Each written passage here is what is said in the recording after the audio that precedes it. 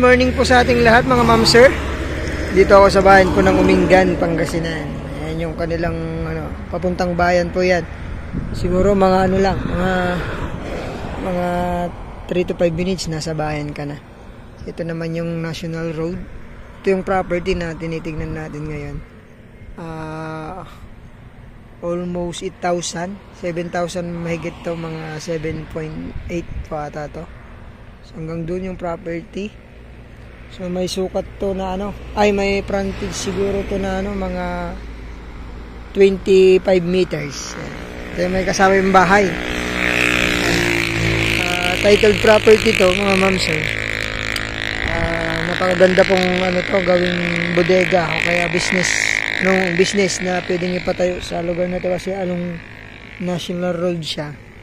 Tapos from Carmen Tiplex na mga nasa 30 to 35 minutes ang biyahe. So pahaba po siya na property. Maganda doon. So Russell siya. Gusto nang ibenta ng matanda kasi matanda na rin. Ayan. So natin sa harap. Pagka nagustuhan nyo po, tawagan nyo ako agad para ayan frontage niya. So maganda pong gawing subdivision. Gandang mag-business po sa area na ito. So from Manila 2 to 3 hours po ito mga ma'am sir. So ang asking price ni seller dito 4 million. Ayan. Tawad na lang po tayo sa seller. Ayan ganda po. Tawag na lang po kayo sa akin para ma-direct po namin kayo dito sa property. Ayan. Kaya pa po ng 30 meters to.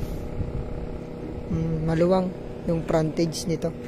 So tawag lang po mga ma'am sir. Lalagay ko po yung number ko tapos aking Facebook dito.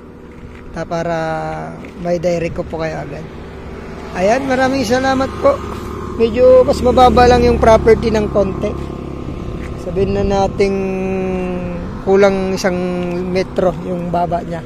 Pero wala pong baha dito mga ma'am sir. Mataas to yung sa part na to.